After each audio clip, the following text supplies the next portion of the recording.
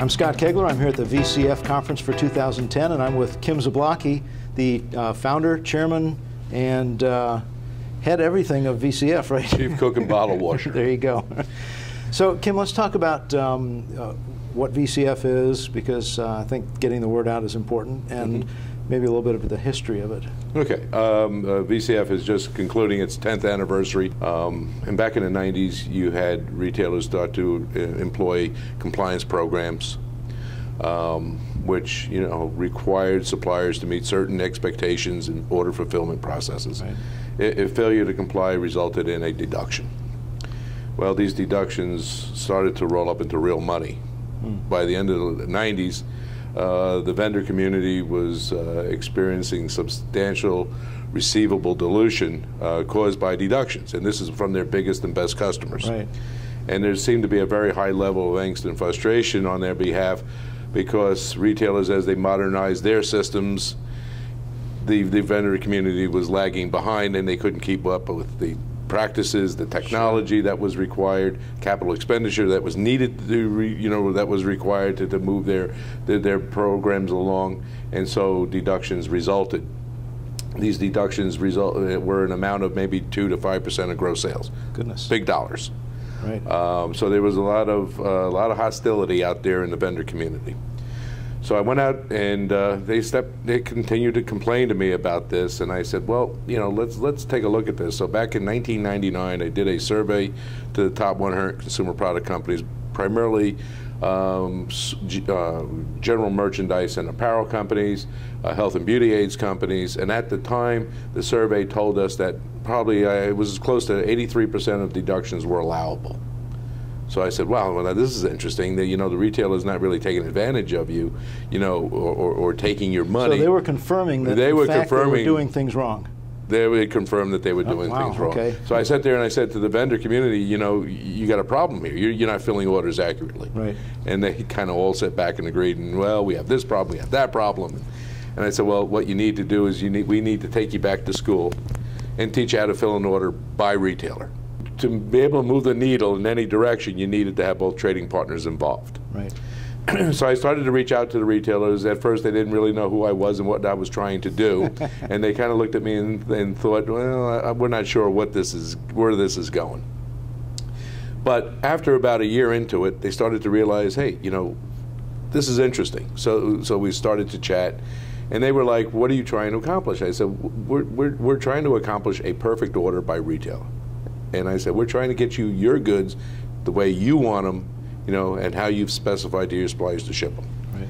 And they said that, we would be supportive of that. So that's when the retail community started to come on board. The biggest issues, and we've confronted them for over the last number of years, is PO change. On average, POs change 4.4 times. Is that right? Yeah, very hard to manage. You have your goods, they're prepared, they're ready to be shipped off your dock, and all of a sudden another PO change comes in. It's very challenging for suppliers. Right. Another big chunk of the problem is that when the salesperson and the buyer get together, the merchant get together, and whatever deal they make is not communicated down throughout the rest of the enterprise.